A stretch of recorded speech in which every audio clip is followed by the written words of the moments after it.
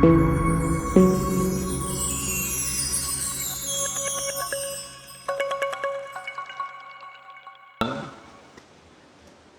billahi minasyaitonir rajim. Ya. La yastankifal masihu ay yakuna 'abdan lillahi walal malaikatul muqarrabun wa man yastankif an ibadatihi wa yastakbir fasayahsyuruhum ilaihi jami'a. Fa ammal ladzina amanu wa amilus solihati fayuwaffihim ujurahum wa yaziduhum min fadlihi wa ammal ladzina istankafu wastakbaru fayu'adzibuhum 'adzaban alima wa la yajiduna lahum min dunillahi waliyyan wa la nasira. Al-ayat. Pada ayat sebelumnya, ayat 171,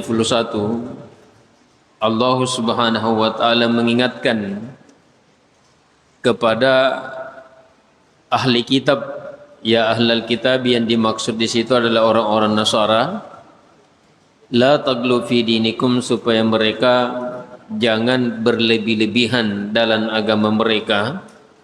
Ya, kita katakan kemarin bahwa salah satu di antara hal yang berlebih-lebihan yang mereka lakukan ketika memposisikan Nabi Isa alaihissalam melebihi daripada sebagai seorang rasul dan sebagai seorang nabi, dan menjadikannya Tuhan selain daripada Allah Subhanahu wa taala. Makanya Allah Subhanahu wa taala menegaskan, innamal masihu Isa bin Maryam Rasulullah.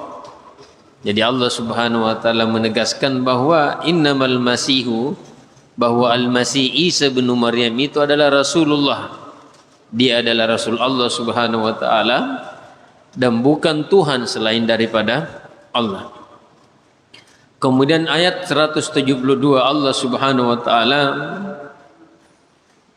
menegaskan bahwa Nabi Isa alaihissalam sendiri, Nabi Isa alaihissalam sendiri sama sekali tidak menolak menyatakan dirinya sebagai hamba Allah Subhanahu wa taala. Jadi Nabi Isa alaihissalam mengatakan bahwa dirinya merupakan salah satu di antara hamba Allah Subhanahu wa taala yang diutus dan membuktikan bentuk ubudiyah dan pengabdiannya kepada Allah Subhanahu wa taala sebagai seorang hamba. Ya. La yastankifal masihu ay yakuna 'abdan lillah. Al-Masih Nabi Isa alaihissalam la yastankif, dia tidak menolak, bahkan dia mengatakan dirinya adalah seorang hamba, dirinya hanya sebagai seorang rasul yang diutus oleh Allah dan bukan Tuhan sebagaimana yang dikatakan oleh orang-orang Nasrani yang mempertuhankan Nabi Isa alaihissalam. La yastankifal masihu ay yakuna 'abdan lillahi walal malaikatul muqarrabun. Begitu pula malaikat-malaikat yang paling terdekat kepada Allah Subhanahu wa taala. Tentu Jibril alaihissalam. Kemudian malaikat-malaikat yang biasa kita kenal yang ada 10 itu, walal malaikatul muqarrabun. Begitu pula malaikat-malaikat, ya ini juga bantahan terhadap anggapan orang-orang kafir musyrik, anggapan orang-orang kafir Quraisy pada waktu itu yang memberikan pernyataan bahwa malaikat itu adalah anak perempuannya Allah Subhanahu wa taala.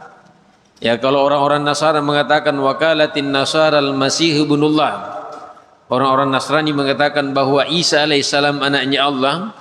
Wakalatil Yahudu Uzair ibnullah, dan orang-orang Yahudi mengatakan bahwa Uzair itu adalah anak laki-lakinya Allah. Maka orang-orang musyrikin kufar Quraisy mengatakan bahwa malaikat itu adalah anak perempuannya Allah. Maka dalam ayat ini juga Allah Subhanahu wa taala memberikan sanggahan walal malaikatul muqarrabun. Begitu pula malaikat-malaikat yang dekat kepada Allah, termasuk Jibril alaihissalam, mereka itu tidak menolak dan tidak pernah menganggap dirinya sebagai Tuhan selain daripada Allah, tapi mereka mengakui pengabdiannya sebagai ubudiyahnya, sebagai hamba kepada Allah Subhanahu wa taala. Kemudian Allah mengatakan wa may yastankif an ibadatihi wa yastakbir. Wa may yastankib an ibadatihi wa yastakbir. Siapapun yang kemudian menolak, ya, tidak mau beribadah dan mengisahkan Allah Subhanahu wa taala.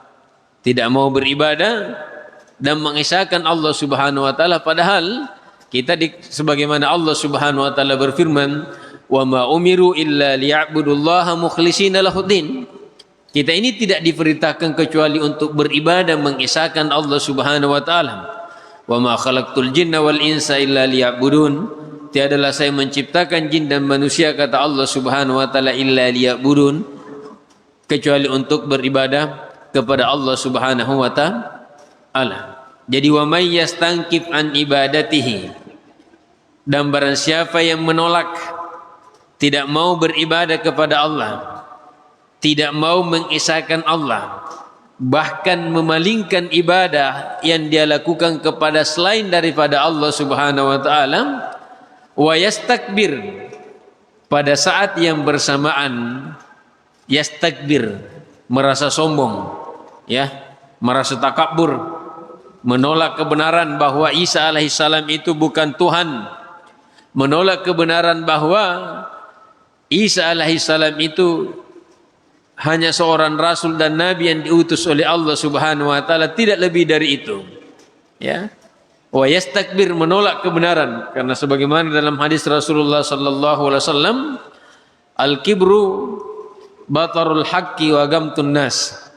Kesombongan itu adalah ketika menolak kebenaran. Jadi kalau sudah jelas-jelas bahwa kebenaran di depan mata hanya sekedar untuk mempertahankan gengsi dan lain-lain sebagainya, maka itu termasuk orang-orang yang sombong. Ya. Ini kalau dua hal ini sudah berkumpul, tidak mau beribadah kepada Allah, kemudian disertai dengan kesombongan, itulah yang membuat iblis laknatullahi alaihi dilaknat oleh Allah Subhanahu wa taala. Iblis laknatullahi alaihi bukan cuma sekedar menolak dan tidak mau mematuhi perintah Allah Subhanahu wa taala ketika diperintahkan untuk bersujud kepada Adam alaihissalam. Wa idz qulna lil malaikati isjudu li Adam fasajadu illa iblis. Jadi iblis laknatullahi alaihi bukan cuma sekedar menolak dan tidak mau tunduk terhadap perintah Allah, illa iblis, ya, aba wastakbar. Jadi dia kumpulkan keengganan dan penolakannya untuk beribadah pada saat yang bersamaan iblis aba wastakbar, dia merasa sombong, dia merasa lebih hebat, sehingga dalam ayat lain ketika Allah mengatakan malaka alla tasjuda iz amartuk, malaka alla tasjuda iz amartuk, ya, apa gerangan yang menghalangi engkau iblis sampai tidak bersujud pada saat saya perintahkan engkau untuk bersujud kepada Adam alaihissalam? Apa kata iblis laknatullahi alaihi? Qala ana khairum min, qala ana khairun min, saya lebih baik daripada dia. Khalaqtani min narin wa khalaqtahu min tin, engkau ciptakan saya dari api dan engkau ciptakan Adam dari tanah, ya. Maka salah satu di antara hal yang bisa menyebabkan seseorang menolak kebenaran ketika menganggap bahwa orang-orang yang menyampaikan kebenaran itu bagi dirinya lebih hebat, artinya dirinya lebih umpamanya sampai kepada derajat keilmuan, ataukah dalam keilmuan sampai pada profesor, doktor dan lain-lain sebagainya. Kemudian yang lain dianggap lebih rendah, sehingga apapun yang dikatakan nanti oleh orang-orang yang ada di bawahnya, tingkatan level status keilmuannya mungkin lebih di bawah, maka dia akan tolak. Ya. Maka dia akan tolak. Seperti itulah iblis menolak sujud dan tidak mau sujud kepada Nabi Adam alaihissalam karena menganggap Nabi Adam alaihissalam itu lebih rendah daripada dirinya, ya. Jadi Allah mengatakan wa may yastankib an ibadatihi wa yastakbir, siapa yang menolak, ya, tidak mau beribadah, tidak mau mengisahkan Allah Subhanahu wa taala, padahal pada saat yang bersamaan disertai dengan kesombongan, ya. Makanya kita jamaah sekalian, kalaupun kita tidak mau beribadah, kalaupun kita tidak mau melakukan perintah-perintah Allah Subhanahu wa taala, ya, jangan sampai ketidakmauan kita itu disertai dengan sifat sombong, ya. Disertai dengan sifat sombong, angkuh, merasa dirinya tidak pantas dan lain sebagainya, ya, merasa dirinya lebih hebat.